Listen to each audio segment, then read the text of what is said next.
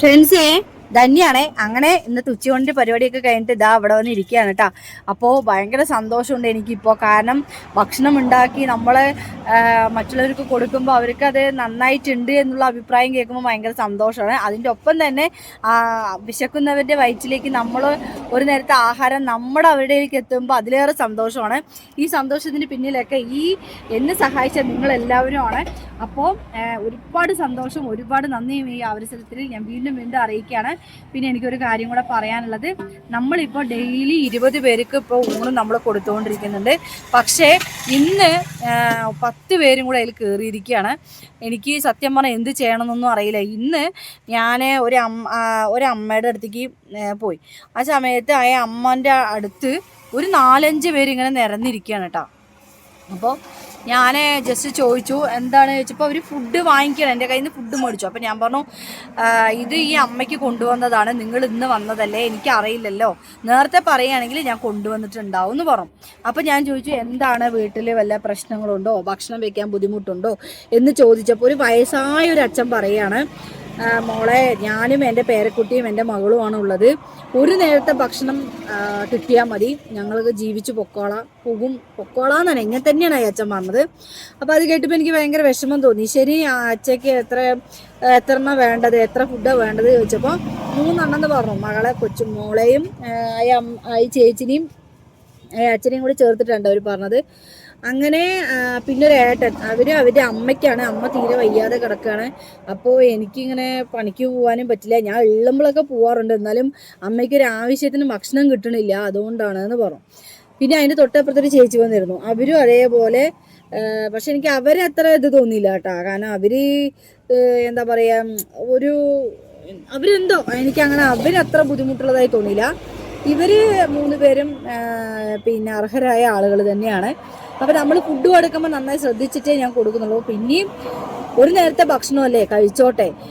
ഇപ്പോൾ ഉള്ളവരായാലും ഇല്ലാത്തവരായാലും ഒരു നേരത്തെ ഭക്ഷണം കഴിച്ചോ ചോദിക്കുമ്പോൾ ഇല്ല എന്ന് പറഞ്ഞാൽ ഞാൻ ഭക്ഷണം തരട്ടെ, നിങ്ങൾ കഴിക്കുമോ ചോദിച്ചാൽ ഞാൻ കഴിക്കാമെന്ന് പറഞ്ഞാൽ ഞാൻ ഉറപ്പായി അത് കൊടുക്കൂട്ടോ.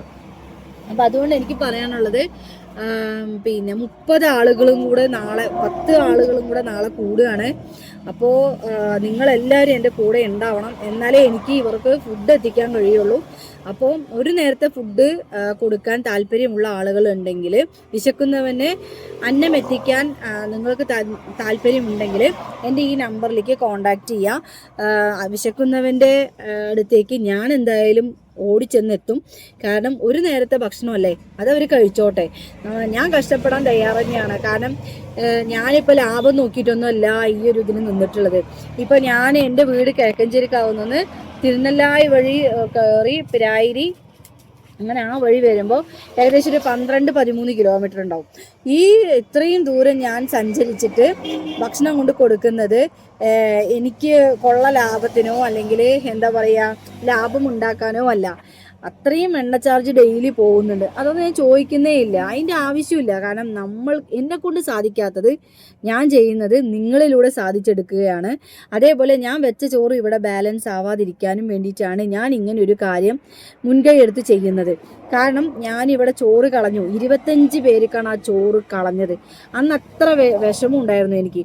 അതായത് 25 പേര്, ഇത്രയും ആളുകൾ ഒരു നേരത്തെ ആഹാരത്തിന് വേണ്ടിയിട്ട് ഇന്നും ആളുകളെ ഓരോ സ്ഥലത്ത് ഭക്ഷണം കഴിക്കാതെ ഇരിക്കുന്നത് കാണുമ്പോൾ ഞാൻ ചിന്തിച്ചു പോവാറുണ്ട്, ഇങ്ങനെയും നമ്മുടെ നാട്ടിലും അങ്ങനെ ആൾക്കാരുണ്ടോയെന്ന്. അവരൊക്കെ ആരുടെ അടുത്ത് കൈ നീട്ടില്ല. അപ്പം ഞാൻ ഡെയിലി പോകുന്നത് കൊണ്ടാണ് അവർ എൻ്റെ അടുത്തേക്ക് വന്നിട്ടുള്ളത്. അല്ലാത്ത പക്ഷം അവരാരും ആരോടത്തും ചോദിക്കില്ല. അപ്പം എന്നെ ഡെയിലി കണ്ട് പരിചയമായപ്പോൾ മകനെ എനിക്കും തരുമോ ഒരു ഊണെന്ന് ചോദിക്കുമ്പോൾ ഞാൻ അതിനെ തട്ടി മാറ്റുന്നത് ശരിയാണോ, നിങ്ങളൊന്ന് ആലോചിച്ച് നോക്ക്. അപ്പോൾ എന്നെ അത്രയും വിശ്വാസം ഉള്ളത് കൊണ്ടാണ് അവർ ആ ഭക്ഷണം ചോദിക്കുന്നത്. അപ്പോൾ ഞാൻ എന്തായാലും തീരുമാനിച്ചു കഴിഞ്ഞു, ഞാൻ മറ്റുള്ളവരുടെ അടുത്ത് കൈ നീട്ടിയാലും ആ കൈ നീട്ടുന്നത് ഒരു നേരത്തെ ആഹാരത്തിന് വേണ്ടിയിട്ടാണ്.